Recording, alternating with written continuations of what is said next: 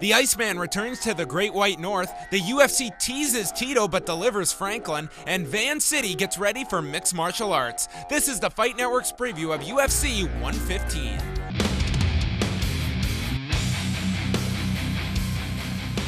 Hey there, fight fans. My name is John Pollock, and welcome to the Fight Network's preview of UFC 115. In just a few minutes, John Ramdian will join us, and we will break down the card for this weekend. This Saturday night, the UFC will conquer yet another market when they enter the city of Vancouver. The announcement that the UFC would be coming to GM Place resulted in the fastest sellout in company history, further evidence of what a strong market Canada is for the promotion. As the UFC continues to grow and new stars are created, this Saturday's main event will be headlined by two of the men instrumental in the rise of the UFC from the first two seasons of The Ultimate Fighter. The main event of UFC 115 sees the 40-year-old Iceman Chuck Liddell return to the octagon for the first time in 14 months. Liddell's record of 21-7 has been hurt by dropping 4 of his last 5 as he seeks to remain competitive in the ultra-tough 205-pound weight division. Standing across from Liddell Saturday will be the 25-5 Rich Ace Franklin, who last fought in September of last year where he was knocked out by Vitor Belfort. Acho que vai dar Chuck Liddell por nocaute. Yeah, I see Rich as a more complete fighter, you know. He got more, that's what I see. I think his ground game is very good, but you know Chuck, right? Chuck on feet is really dangerous. The Iceman can knock you out anytime, just like that. From 2004 until 2006, Chuck Liddell and Rich Franklin were on top of the MMA world, ruling their respective divisions with an iron fist. Following the advent of the Ultimate Fighter, the UFC began to obtain mainstream attention. As a result, Liddell and Franklin were on the cusp of becoming sports celebrities. Liddell established himself as a knockout machine during his successful campaign as light heavyweight champion, and Franklin put forth dominant performances that led him on the path to becoming middleweight champion. As the sport continued to grow, so did their celebrity status. Last week, Chuck attacked the ballroom with a tango that was all man. And main event drawing power. But as mixed martial arts continued to expand, so did the intricacies of the fight game. As a result, the more well-rounded fighters began to emerge, and their effects devastated the landscape. After losing his light heavyweight championship, Liddell spiraled downward. I mean, it was one of those things. I made a mistake. You know, I have a few bad habits that I've been able to get away with for a long time, and maybe, you know, every once in a while, you live by the sword, you die by the sword, kind of thing. I throw big punches and land them, and you make a mistake and you get caught. While Franklin bounced between divisions in hopes of reinserting himself into title contention. I'd like to think that perhaps the greatest thing that I've done in this sport yet hasn't occurred, because if it has, then that's just kind of a gloomy look on the future of my career for me. Liddell and Franklin have a common win over Vanderlei Silva by decision, and coincidentally, it was the last victory for both fighters. Since both men are coming off devastating knockout losses, they will have to make a statement with this fight. Liddell has not seen the W since 2007, and as a result, the Iceman will have to add some new wrinkles to his game. I'm always adding to my game. I'm always trying to add stuff to it, and I'm always working on submissions. I'm one of those guys, like, don't get me wrong, I'm not going to try to end up on the ground, but if I do, I'm the guy that, if you forget that I know submissions, I'm some of my guys I train with, I almost catch them, or I catch them in stuff that they're not expecting me to catch me because they're not expecting me to do it. More is at stake for Liddell each time he steps into the octagon, because another crushing defeat could force the veteran to hang his gloves above the mantle. Liddell began his career at a time when gloves were optional, and his brawling style was the key to success.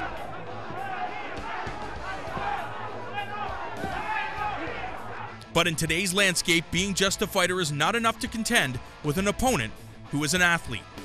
It will be a clash that pits the fighter against an athlete, and in today's version of mixed martial arts, more often than not, it is the athlete who holds the ace up his sleeve. He's John Ramdian here to break down UFC 115 with us, and let's start with the main event. John, first of all, Chuck Liddell's returning after a 14-month layoff. Are you a fan of him coming back for this fight, or were you hoping that the Shogun fight would be the end of the Ice Age in the UFC? Well, I like fighters, and Chuck Liddell is a fighter. This guy clearly does not need the money. You look in his driveway, he drives a Ferrari, he's got a big house, he's got tons of money, and he transcends mixed martial arts. So if Chuck Liddell was getting in there strictly for the money, I would say no, but a fighter that wants to compete and show his skills has A+ ranking for me.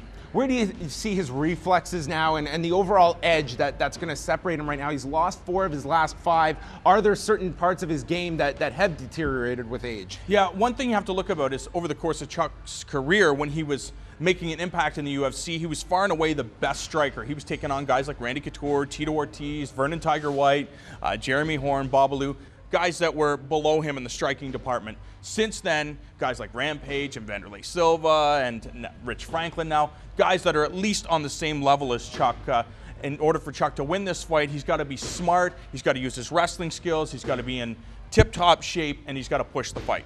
It's interesting that you bring up the wrestling skills. Is that something that you see Liddell utilizing to his advantage? Because we've seen in the past where he does have that wrestling base, but usually opts to negate that part of his game. I think he has to do whatever he has to win this fight. If it means using his wrestling skills or his purple belt in Brazilian Jiu-Jitsu, which he got under John Lewis, use those skills, because Rich Franklin is going to be in tip-top shape for sure. He's going to come out motivated, and Chuck Liddell's going to be motivated too, because this guy hasn't had a victory since 2007. And Rich Franklin obviously taking the spot of Tito Ortiz in this fight in Vancouver. He's fluctuated in weight since trying to move up to 205. We've seen him at 195 with Vanderlei, at 185 with Vitor. Now at 205 pounds, is that the best weight for Franklin? I think so. Rich Franklin started his career at 205 pounds, went down to middleweight, and now, after getting lots of experience, has gone back to the light heavyweight division. I think it's a good weight class for him, because obviously Anderson Silva, it's a guy that he cannot topple, so why not try his hand at 205 pounds? Lots of good fights for Rich Franklin, and it's a fight that he can win, this fight with Chuck Liddell. And will he be winning this fight? It depends. It comes down to strategy. I think Rich Franklin will be in, like I said before, tip-top shape. If he uses that left kick to the body, which we've seen him use a number of times, try to wear Chuck Liddell down. He does have a good chin. We've seen it before against Vanderlei Silva and against Dan Henderson. I think Rich Franklin, with a perfect game plan, can win this fight, and I think he can win it by decision.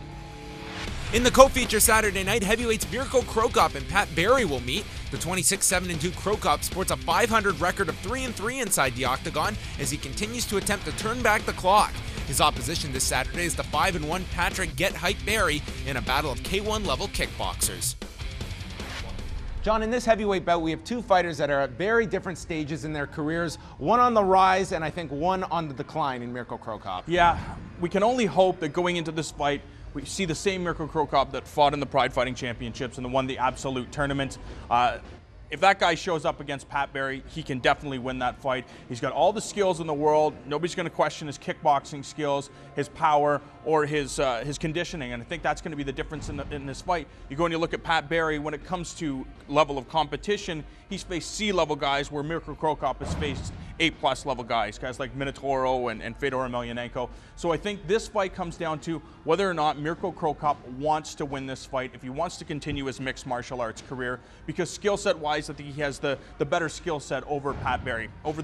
You look at the past 5 fights for Pat Barry, 3 of those fights came by leg kick knockouts. I don't think you're going to get that against Mirko Crocop. Crocop, K1 level kickboxing, and I think Mirko Crocop, if he pushes the pace in this fight, dictates the speed, I think he can beat Pat Barry, because Pat Barry, again, only 5-1 so far in his mixed martial arts career. Yeah, very young mixed martial arts career, and we saw in the fight with Tim Hague that he did not come into that fight with the conditioning level ready to go 15 minutes, and then a much improved Pat Barry against Anthony Hardonk in October. Yeah, what Mirko Crocop has to look at is he's facing a guy that's 5-1. He has to get past that. He's not fighting the Fedor Emelianenkos of the world, and take this fight seriously, because I've said it a million times that everybody is good in this day and age of mixed martial arts, and he has to take it like he's facing a top-tier fighter. Who are you picking in this fight to move on? I'm going to take Mirko Crocop. I think he's too tough, he's too experienced, and I'm sure he's going to land the big left kick to the head and knock out Pat Barry. In welterweight action, 13-1 Paulo Thiago gets a break from his diet of AKA fighters when he takes on 16-3 Martin Kampmann. The Hitman has gone 3-1 since moving down to the UFC's welterweight division. Thiago and Kampmann both hold victories over Jacob Volkmann over the past 6 months and will look to elevate themselves into the UFC welterweight title picture with this fight. John, in welterweight action, we'll see Paulo Thiago get a break from his American Kickboxing Academy adversaries. He's going to be taking on Martin Kampmann. We've seen Paulo Thiago in the past. He's showing knockout power, but do you see him wanting to stand with a guy the level of Martin Kampmann? I don't think he should stand with Martin Kampmann, but this guy is game. You go back and you look at his fights with Mike Swick and Koscheck. He is more than happy to stand and engage with any fighters that bring it to him. I think he's going to push the pace and look to try to get the knockout, and if the opportunity presents itself, look for the takedown where his submission skills are superior. Martin Kampmann was a guy, he was doing well at 185, but seemed like a prime candidate that he could be much more effective at 170. Since moving down in the weight, what have you seen from the Hitman? I think he's looked great at 170 pounds. You look at his last fight against Paul Daly, I think he just had a very bad game plan. It came down to a pissing contest, wanting to prove that he was the better stand-up guy, and he proved that everybody's susceptible to the knockout. Now, before I get your prediction, between Jason Brills, John Hathaway, Martin Kampmann, can we put a moratorium on the Hitman nickname? Sure. I can't stand the Hitman. I understand if your last name starts with an H, but Jason the Hitman Brills, Martin the Hitman Kampmann. Who's winning this fight, John? Again, it just comes down to game planning. I think if Thiago can get this fight down to the ground and work from the top, I think he can eke out a decision. But if Martin Kampmann can stand and keep this fight standing and use his sprawl, I think he can win a decision. So it really is a toss-up. If I'm going to take a stab in the dark, I'm going to say Thiago keeps the ball rolling and gets his 14th victory. And he'll have to demonstrate his excellence of execution. In heavyweight action, UFC 115 will feature the return of Big Ben Rothwell. The 30-7 IFL veteran is coming off of the toughest loss of his career, where he was dominated by Cain Velasquez last October at UFC 104 in his Octagon debut. Rothwell will hope to erase that memory when he steps into the cage with 36-14-1 Holland native Gilbert Yvel. Yvel is also a UFC sophomore, making his debut this past January in a losing effort to Junior Dos Santos. John, it's another heavyweight bout. Ben Rothwell made his UFC debut last October, and they put him in front of Cain Velasquez, one of the top rising heavyweights in the entire sport. What do you expect to see from Ben Rothwell now, and what does he take from that loss to Cain Velasquez? Well, he takes that's what it takes to become a top guy, is to face the top guys. Nobody's going to dispute that Cain Velasquez is the upper echelon of the heavyweights in the UFC, and I think Ben Rothwell, in order to get to where he needs to get, has to push harder, he has to train longer, and he has to make sure that all of his skills are well-rounded, including the wrestling aspect. And I think that could be the difference in this fight against Gilbert Yvel. He's taking on a very difficult striker in Gilbert Yvel. What have you seen from Gilbert Yvel since coming over? We've seen him in the UFC as well as Affliction. Well, I mean, he lost to Junior Dos Santos, but, you know, everybody loses to Junior Dos Santos. This guy's a stud, and eventually I'm sure he'll become heavyweight champion one day. Gilbert Yvel, you go back and you look over the course of his career, this is a guy that knocked out Sammy Schilt. So the height is not going to be an issue for Gilbert Yvel. The guy's trained in Holland with the Golden Glory team, now training in Las Vegas. I think Gilbert Yvel's going to come and he's going to bring it. He's 33 years of age, so he wants to make an impact in the kind of the last years of his MMA career, because he's had a long career. He's been fighting since 1997. So Gilbert Yvel, I think, will have an impressive performance, but for Big Ben Rothwell, if he can shut down Yvel's stand-up game, take this fight down to the ground, use his size and strength, I think he can win a decision. And that's where you're going with this fight? Again, I don't know. But yes, sure, let's say that Ben Rothwell is smart enough, he's well-conditioned. I think he's going to take this fight down to the ground and grind out a 3-round decision. The main card of UFC 115 will also feature a welterweight bout between 24-5 Carlos Condit as he meets rising star Rory McDonald, who comes into this fight with an undefeated record of 10-0. Since coming over from the WEC, Condit has gone the distance in both UFC bouts, being edged out by Martin Kampmann in April of 2009, but getting the benefit of the scorecards this past September against Jake Ellenberger. The BC native McDonald made a successful UFC debut in January, submitting Mike Guyman. Undefeated Canadian welterweight Rory McDonald looks for his second victory inside of the octagon when he takes on former WEC welterweight champion Carlos Condit. At only 20 years of age, the British Columbia native has blasted through his competition, with only one of his 10 victories going to the third round. McDonald is the new breed of mixed martial arts athlete, able to win fights with strikes or submissions. Evidence of his skill set lies in his record, with every one of the Toshido Fighting Arts pupils' wins coming by some form of stoppage. In his UFC debut, the 5'11" McDonald finished California-based fighter Michael the Joker Guyman by armbar before the end of the first round, taking out a man almost 15 years his senior. This time around, the former King of the Cage lightweight champion will be facing off against a far more experienced rival in Condit. Based out of New Mexico, Condit is also an extremely durable and well-rounded competitor, with 23 of his 24 wins coming inside the distance. He's got to lift right here. He's got to slam him. He's going to be out. Oh, he's got Carlos Condit. What an undefeated break trip. Oh. Right away. Barissimo's got to hold on. He's He's hurt with a big right-left combination. And right now, Condit trying to finish up for Verissimo. That's it. Oh my goodness. On paper, the Jackson submission fighter will enjoy the reach, experience, and age advantage, but will it be enough to take on the highly touted West Coast fighting machine? McDonald is aware of the challenge that lies ahead of him, and that with a victory, he will rapidly shoot to the upper echelon of the 170-pound division.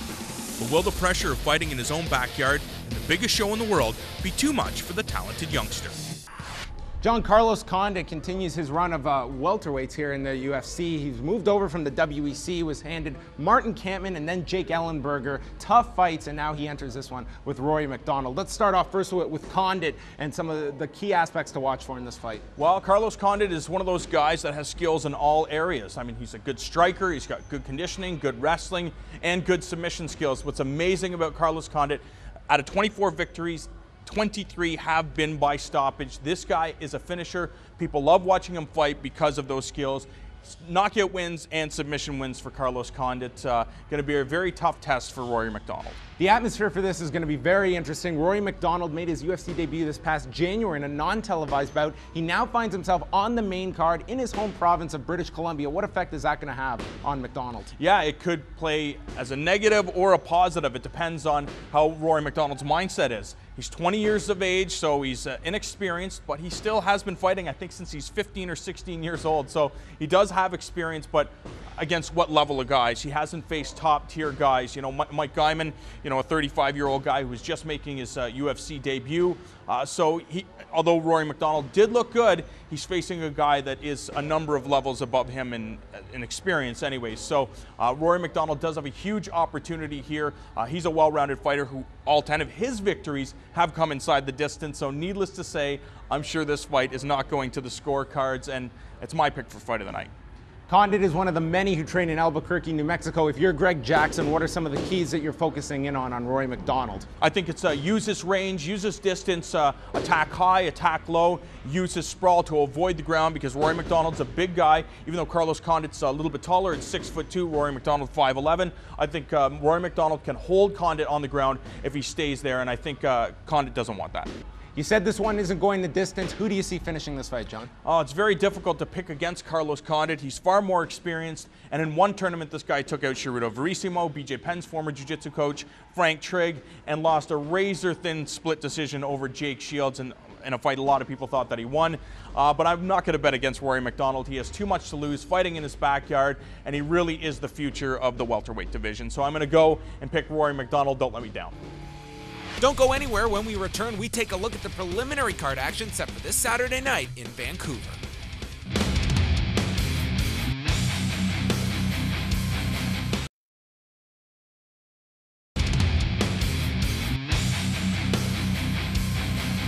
Preliminary card action this Saturday at GM Place in Vancouver. Two of the sport's emerging lightweights do battle as Tyson Griffin and Evan Dunham meet in a battle of former training partners. Griffin enters this fight with a record of 14-2 with title implications on the line as he meets 10-0 Evan Dunham, who left the Extreme Couture camp to work at the Tap Out training facility in preparation for this bout. Yeah, it's really interesting, you know, getting to fight a teammate of mine. You know, I called him, we talked before we did it, and it's a job, so we figured might as well get paid for it, you know what I mean? So we're both looking forward to the fight. It should be really exciting because I'm familiar with his game, he's familiar with mine. He's well-rounded, you know, from training with him I know this, you know, he doesn't really have any hole in his game. So basically I got to go out there and implement my game, you know, and I'm an all-around guy too, so it's just I really don't see this fight going, you know, just on the ground or just on the feet. I think it's going to be all over the place, so it should be, you know, quite the fight. Another fight contested at 155, tough Season 6 winner Mac Danzig knows it's do or die time, losing 3 of his last 4 when he takes on the 11-5 Matt Wyman, who has lost 2 of his last 3 and should provide for an entertaining bout. Montreal native David Loiseau returns to the UFC. The 19-9 Crow was moved to Saturday's card after a bout with John Salter at UFC 113 in Montreal fell apart. Loiseau's welcoming committee will consist of 9-1 Mario Miranda, who debuted for the UFC this past March with a TKO loss to Gerald Harris. Ultimate Fighter Season 9 winner James Wilkes returns this Saturday night as the 6-3 welterweight will meet 8-2 Peter Sobotta in a battle of England and Germany to kick off the 2010 World Cup season. This will be Sobotta's first fight in North America and second fight inside the UFC. 11-1 Toronto native Claude Patrick makes his Octagon debut this Saturday night against 7-1 Team Link member Ricardo Funch, who made his UFC debut this past December at UFC 107, dropping a decision to Johnny Hendricks. And a welterweight bout rounds out the card this Saturday night with 18-7-1 Mike Pyle taking on 11-2 Jesse Lennox. Pyle has gone 1-2 in the UFC, fighting out of Las Vegas, while Lennox was moved over to the UFC following the WEC's decision to drop their welterweight division and has gone 1-1 inside the UFC. It's a huge weekend for Canadian mixed martial arts fans. Not only is the UFC holding their first show in Vancouver, but for fans in Toronto, it's the return of the MMA Expo this weekend at the International Center. And joining us right now is the president of the MMA Expo, Gerald Chopik. And Gerald, for fans that maybe have not experienced the MMA Expo already, what can they look forward to this weekend? We've got just a lot of action on the floor. It's a very interactive event, you know, so whether you want to roll with celebrities, whether you want to participate in some of the seminars, whether you want to take in the boxing, we've got a 12-bout card, whether you want to get involved in the kickboxing on Sunday, all the exhibitors, and there's just a lot of things to do for the weekend. And one of the coolest things is that for a lot of fans that watch some of these fighters on television or pay-per-view, not only do they get to interact with them, but also go so far as to roll with some of them during some of the seminars. Yeah, absolutely. I mean, when was the last time you got to spend a weekend rolling on the mat with Andre Arlovsky, you know, or Jake Shields, you know? So we've got Strikeforce, 2 Strikeforce champions in Jake Shields and King Mo, and Shoney Carter, Patrick Cote, Bibiano Fernandez, and hey, Faraz Zahabi, GSP's coach. You know, you can't roll GSP, but his coach is there. What's some of the complications you always go through in terms of planning such a large event? And I mean, how far back does the planning go for the MMA Expo? Well, just driving in this morning thinking it wasn't going back far enough, because I've been at it for about 6-7 months now, and it's crunch week, and there is still a lot to do because there's just so much happening on the show floor. We've got the MMA trials, we've got the celebrity seminars, we've got all the exhibitors, 100 booths. We've got all the demonstrations underway, 7 tournaments. We've got the video game, MMA video game championships on. Saturday is UFC Undisputed. Sunday is Street Fighter. There's just a lot of going on. And right now in Ontario, it's a really unique time right now with the UFC planting a head office in Toronto for their Canadian arm as well. It seems that we're seeing a lot of changes forthcoming with the movement into Vancouver, and I'm sure you're going to feel a lot of that this coming weekend with fans that are hoping for the same, that we will see more mixed martial arts movement in the province. Well, absolutely. We got a lot of positive feedback on our MMA day there a few weeks ago. You know, per Dana White, yeah, the mecca of MMA certainly is the Toronto and Ontario area. And the show's here for that. I mean, we're here to give the fans back something that you just can't get on pay-per-view. These guys are there. Come down and talk with them. They're very accessible. We handpick all the celebrities, and they're just a great group to be with. It's taking place this Saturday and Sunday in Toronto. For viewers that want to find out more information about how they can attend, where can they go check out? They just go to mixedmartialartsexpo.com. And you can sign up there, you can buy tickets there, you can even enter to win free tickets, big button on the top corner. It's the MMA Expo taking place this Saturday and Sunday, along with UFC 115, which takes place from GM Place in Vancouver. Thanks so much for joining us, everyone. For Gerald Chopik, John Ramdeen, I'm John Pollock. Thanks for watching.